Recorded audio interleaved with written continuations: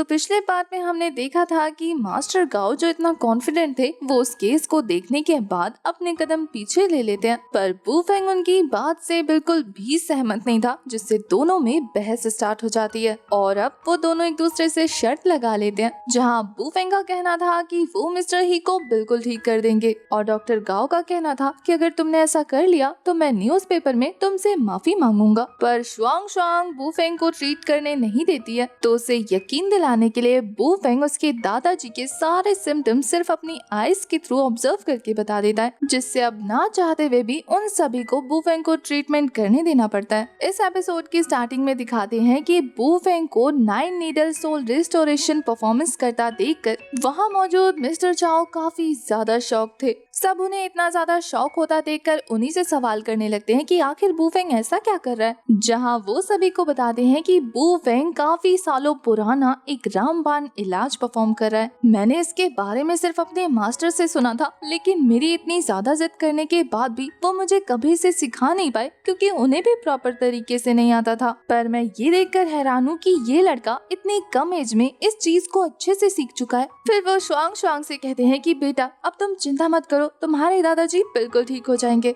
वहीं शुआंग शुआंग बहुत ज्यादा क्यूरियस होकर पूछ रही थी कि मिस्टर चाओ क्या ये मेथड जो ये परफॉर्म कर रहा है इसमें कोई खास बात है। मिस्टर चाओ शुआंग शुआंग से कहते हैं कि बेटा बस इतना जान लो कि हमारे एंशिएंट मेडिकल स्कूल्स में इस 9 नीडल मेथड के बारे में सिर्फ इतना कहा जाता है कि टॉप क्वालिटी के एंशिएंट एल्केमिस्ट इसे जानते थे और ये उस जमाने के सुप्रीम मेथड्स में से एक हुआ करता था। अगर हम इसे डिवाइन नीडल कहें तो इसमें कुछ गलत नहीं होगा। ये मिस्टर चाओ तो इस मेथड के हाथ धोकर पीछे पड़ गए और फिर जैसे जैसे वूफेंग उन नीडल्स को लाइन वाइज इंजेक्ट करते जा रहा था वैसे वैसे मिस्टर चाओ उसकी और ज्यादा डिटेल्स बताते जा रहे थे। वो कहते हैं कि इस मेथड में जो 9 नीडल्स यूज हो रही हैं वो 9 नीडल्स हमारी बॉडी के 9 स्टेजेस को दर्शाता है, जिसमें है की को नरिशमेंट करना, हमारे मसल्स को स्ट्रेंथ देना, बोन्स को स्ट्रेंथ देना और इसके साथ ही रुकी हुई वेन्स को ओपन करना। वूफेंग के वो 9 नीडल इंजेक्ट करते ही मिस्टर ही की बॉडी से एक ब्लैक कलर का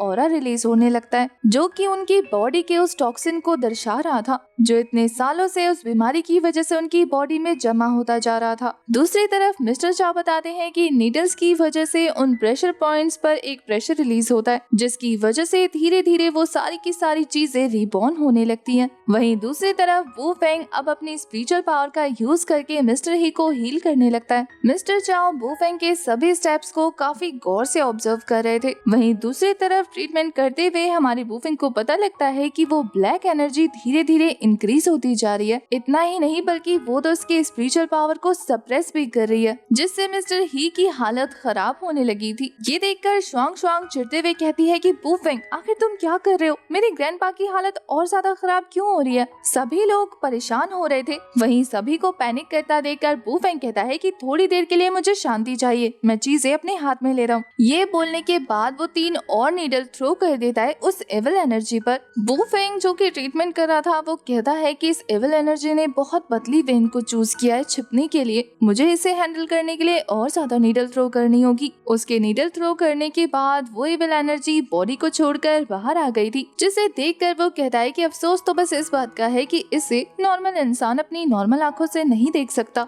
इसी एविल एनर्जी की वजह से मिस्टर ही पर कोई भी मेडिसिन काम नहीं कर रहे थे, पर अब जब ये बॉडी से बाहर आ गया तो इसे हैंडल करना मेरे लिए आसान होगा। ये बोलने के बाद वो अपनी स्पिरिचुअल एनर्जी का यूज करते हुए एक और नीडल थ्रो करके उस एविल एनर्जी को डिस्ट्रॉय कर देता है, पर ऐसा करते ही मिस्टर ही की हार्ट बीट रुक जाती है। मिस्टर ही की सांसें रुक गई थी और वो किसी तरीके का कोई रिस्पॉन्स नहीं कर रहे थे। शुआंग शुआंग का तो ये देखने के बाद बहुत ज्यादा बुरा हाल हो जाता है। वो बहुत ज्यादा परेशान होते हुए अपने ग्रैंडपा को आवाजें लगाने लगती है। वहीं डॉक्टर गाओ को तो मौका मिल गया था वूफेंग को चढ़ाने का। वो वूफेंग पर हंसते हुए कहता है कि तुम मेडिसिन प्रैक्टिस करते हो या फिर कलाबाजियां करते हो, इस तरीके का स्टंट परफॉर्म करके क्या साबित करना चाहते थे। तुम्हारी वजह से ये इंसान जो 4 दिन और जी सकता था वो मारा जा चुका है और अब इसके मौत के जिम्मेदार सिर्फ तुम हो, इसलिए दफा हो जाओ यहाँ से। वूफेंग तो काफी ज्यादा कामली उन नीडल्स को वापस अपने बॉक्स में रखते हुए कह रहा था कि मिस्टर ही अब पूरी तरीके से रिकवर हो चुके हैं, मैंने अपना काम कर दिया है। वहीं वूफेंग की बात सुनने के बाद डॉक्टर गाओ का काफी बुरी तरीके से चिढ़ते हुए कहते हैं कि कितने दोगले हो तुम जैसा घटिया इंसान मैंने आज तक नहीं देखा। तुम्हारी वजह से इनकी हार्ट बीट चलनी बंद हो गई और तुम अभी भी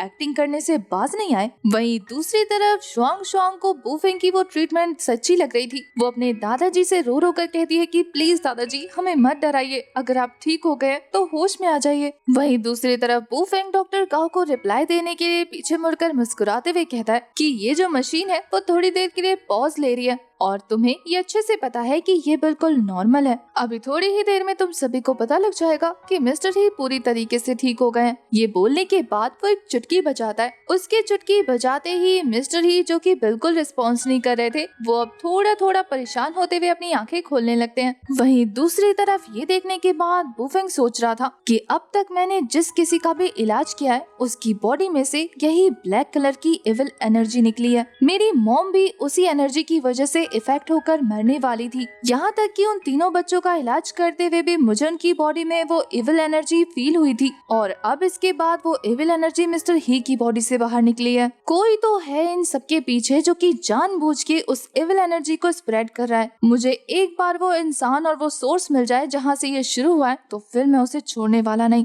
ये बोलने के बाद उसका चेहरा बहुत ज्यादा सीरियस हो चुका था। वहीं दूसरी तरफ मिस्टर ही के होश में आने की बात अब तक किसी को पता नहीं चली थी। शुआंग शुआंग तो अभी भी उन्हें खोने के डर से रोए जा रही थी, तो मिस्टर ही उसे आवाज मारते हुए कहते हैं कि शुआंग शुआंग आखिर तुम रो क्यों रही हो। शुआंग शुआंग और उसके फादर तो काफी ज्यादा हैरान रह जाते हैं ये देखकर कि उनके फादर अब होश में आ गए। वहीं ये इम्पॉसिबल चीज देखने के बाद तो डॉक्टर गाओ की आंखें फटी की फटी रह जाती हैं। वहीं दूसरी तरफ मिस्टर ही उठकर बैठने की कोशिश कर रहे थे, तो ये देखकर शुआंग शुआंग कहती है कि ग्रैंडपा आपको उठने की जरूरत नहीं है, आप थोड़ा सा रेस्ट करिए। पर उसके ग्रैंडपा मुस्कुराते हुए कहते हैं कि मैं आखिर क्यों ना उठूं? क्या तुम चाहती हो कि इतने दिनों से बेड पे रहने के बाद मैं और बेड पे रहूं? मुझे और इस बिस्तर पे नहीं रहना, मुझे नीचे जाना है, चलना फिरना और दौड़ना है। ये सुनकर तो शुआंग शुआंग काफी ज्यादा खुश होते हुए अपने ग्रैंडपा को गले से लगा लेती है और फिर वो नाराज होते हुए कह रही थी कि आपने तो मुझे डरा दिया, मुझे तो लगा कि मैंने आपको हमेशा हमेशा के लिए खो दिया है। वहीं मिस्टर ही के बेटे वो तो अपने फादर को होश में देखने के बाद यकीन नहीं कर पा रहे थे। वो कहते हैं कि फादर आप फाइनली होश में आ गए,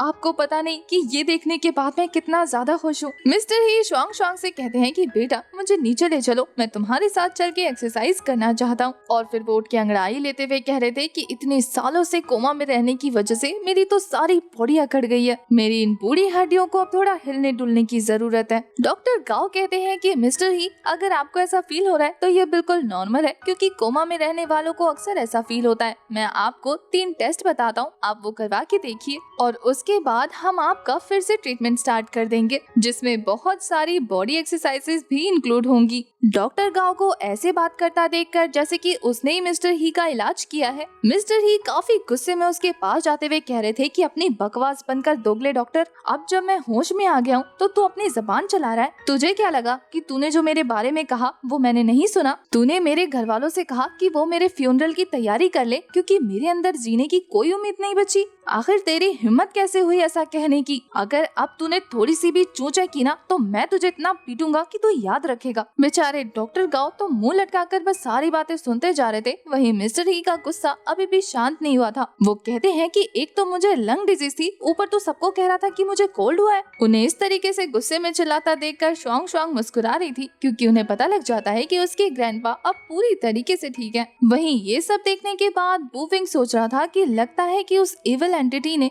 मिस्टर ही की बॉडी को पैरालाइज किया था, बल्कि उनके सारे के सारे सेंसेस तो अच्छे से काम कर रहे थे। अब जब मैंने उस इविल एनर्जी को इनकी बॉडी से निकाल दिया है तो वो कोमा से उठ गए। वो इविल एनर्जी हर किसी की बॉडी में एक डिजीज का सहारा लेकर छुप जाता है। चलो मुझे उस इविल एनर्जी के बारे में थोड़ी और नॉलेज मिल गई। वहीं शुआंग शुआंग अपने दादाजी को मनाते हुए कह रही थी कि डॉक्टर गाओ काफी अच्छे डॉक्टर है, अगर वो आपको टेस्ट कराने को कह रहे हैं तो इसमें कोई गलत बात नहीं है। एटलीस्ट चेक कराने के बाद हमें कंफर्म हो जाएगा कि आप ठीक हो गए हैं और अब खतरे की कोई बात नहीं है। तो अपनी प्यारी पोती के मुंह से इतने प्यारे प्यारे वर्ड सुनने के बाद ग्रैंडपा रेडी हो गए थे। वो कहते हैं कि वैसे तो मैं इस डॉक्टर को छोड़ता नहीं, पर अब जब तुम कह रही हो तो ठीक है, करवा लेते हैं। इसके बाद शुआंग शुआंग के फादर काफी पोलाइटली बूफेंग से कहते हैं कि डॉक्टर ये आपका बहुत बहुत शुक्रिया जो आपने मेरे फादर को ठीक कर दिया। अब आपको आपके काम के लिए जो चेक मिलना है वो मैं थोड़ी देर में आपको प्रोवाइड करा दूंगा, पर मैं चाहता हूँ कि तब तक आप चाय पानी पीकर वेट कर लें, क्योंकि चेक प्रिपेयर करने में हमें थोड़ा सा टाइम लगने वाला है। बूफेंग तो कहता है कि चाय पानी की कोई जरूरत नहीं, मैं यूं ही वेट कर लूंगा।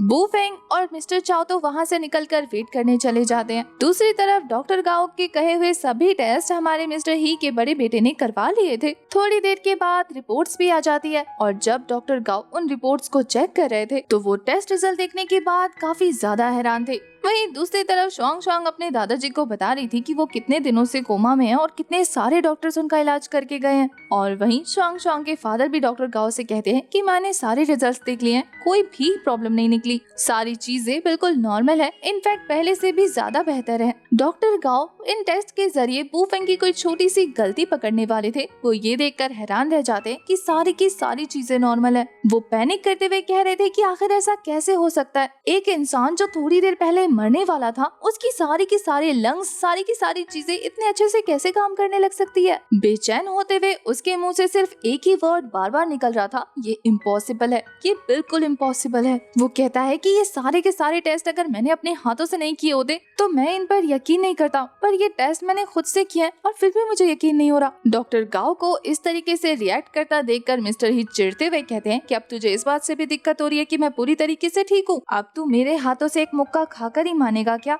वहीं दूसरी तरफ मिस्टर चाओ हमारे बू फेंग की तारीफ करते हुए कह रहे थे कि तुमने सच में उस मेथड को बहुत अच्छे से परफॉर्म किया, साथ ही अब तुम्हारी वजह से मैंने आंखों से देख लिया है कि आखिर वो 9 नीडल रिस्टोरेशन मेथड कितना ज्यादा पावरफुल है। मैं तुम्हारे बारे में बिल्कुल सही था, मेरा तुम पर यकीन अब पहले से ज्यादा स्ट्रॉन्ग हो चुका है, तुम सच में आगे चल के एक बेहद काबिल डॉक्टर बनोगे। बू फेंग तो काफी पोलाइटली मिस्टर चाओ से कहता है कि मैंने इतना भी कोई बड़ा काम नहीं किया, मैं एक डॉक्टर हूँ और मेरे लिए इतना करना बहुत छोटी सी बात है। दूसरी तरफ मिस्टर ही काफी खुश होते हुए मिस्टर चाओ से कहते हैं कि थैंक यू, तुम्हारी वजह से आज मेरी जान बच गई, तुम्हारी वजह से मुझे दूसरी जिंदगी मिली है। वहीं मिस्टर चाओ कहते हैं कि तुम इस बार गलत इंसान को थैंक यू कह रहे हो, वो इंसान जिसने तुम्हें बचाया है वो मैं नहीं हूँ। अगर मैं ये कहूँ कि मैं इस लायक ही नहीं हूँ कि मैं तुम्हें बचा पाता तो इसमें कोई बड़ी बात नहीं है, तुम्हें बचाने वाला और मौत के मुंह से बाहर लाने वाला ये यंग लड़का है, इनसे मिलो, ये एक एंशिएंट एल्केमिस्ट ये वू फेंग है। मिस्टर ही तो सोच में पड़ जाते हैं कि मिस्टर चाओ के लिए भी मुझे बचाना नामुमकिन था, आखिर यंग लड़के तुमने मुझे बचाया कैसे, पर इसके लिए तुम्हारा शुक्रिया कि तुमने आखिर तक हार नहीं मानी और सबके मना करने के बावजूद भी तुमने मुझे बचाया। आज से अगर तुम्हें किसी भी तरीके की कोई परेशानी हो तो सबसे पहले आकर मुझे बताना, क्योंकि आज से तुम्हारी सारी परेशानियां मेरी परेशानियां होंगी। ये सुनकर तो बू फेंग उनका शुक्रिया अदा करने लगता है कि उन्होंने बू फेंग के बारे में इतना सोचा। वहीं दूसरी तरफ मिस्टर चाओ मिस्टर ही से कहते हैं कि तुम्हें पता है ओल्ड मैन, इस इंसान ने तुम्हें किस मेथड के थ्रू बचाया, इसने तुम्हारे ऊपर 9 नीडल रिस्टोरेशन मेथड का यूज किया। मिस्टर ही को भी 9 नीडल रिस्टोरेशन मेथड के बारे में पता था, इसलिए वो एक्साइट होते हुए कहते हैं कि क्या तुमने उसे मेरे ऊपर यूज किया। फिर वो छोटे बच्चे की तरह बू फेंग से कहते हैं कि मैं चाहता हूँ कि तुम ये मेथड एक और बार मेरी बॉडी पर ट्राई करो, इससे मैं और ज्यादा हेल्दी हो जाऊंगा। पर बू फेंग कहता है कि नहीं नहीं, किसी भी हेल्दी इंसान के ऊपर ये मेथड यूज नहीं कर सकते। मिस्टर ही तो उस मेथड को देखने के लिए इतने ज्यादा एक्साइट थे, वो मिस्टर चाओ से कहते हैं कि क्यों ना बुढ़े इंसान तुम बीमार हो जाओ, जब ये तुम्हारे ऊपर इलाज करेगा तो मैं उसे अच्छे से देख लूंगा।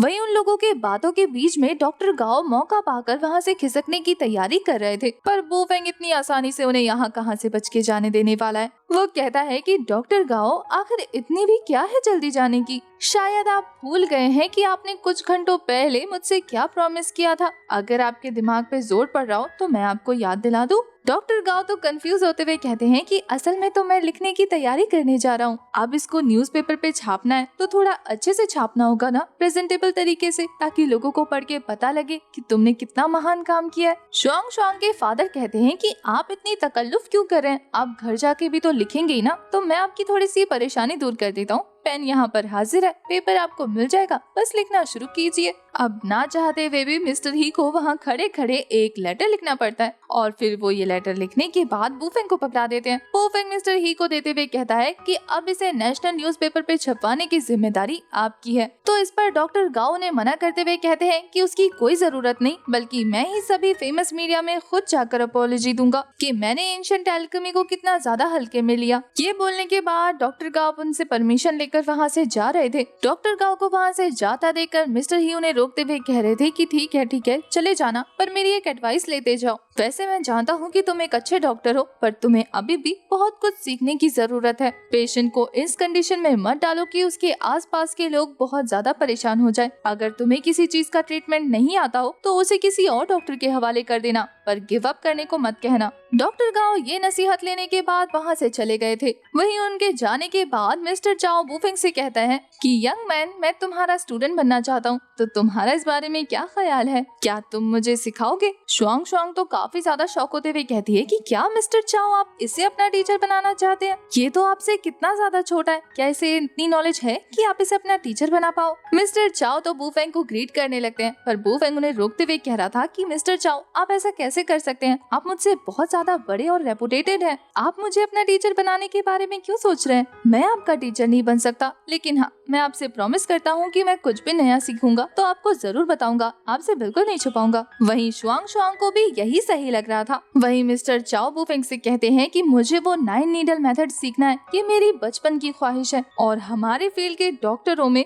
बस एक मास्टर की ही तो कमी है जो मुझे चाहिए। तुम्हें अपनी उम्र के बारे में बिल्कुल नहीं सोचना चाहिए, मुझे तो बस एल्केमी मेथड सीखना है और तुम उसके लिए बहुत अच्छे कैंडिडेट हो, तो मेरा मास्टर बनने में तुम्हें कोई शर्म महसूस नहीं होनी चाहिए। ये बोलने के बाद मिस्टर चाओ वूफेंग को ग्रीट करते हुए उसे अपना मास्टर बना ही लेते हैं और वूफेंग ये देखकर हैरान रह जाता है। इसी के साथ हमारा ये वाला एपिसोड हो जाता है खत्म।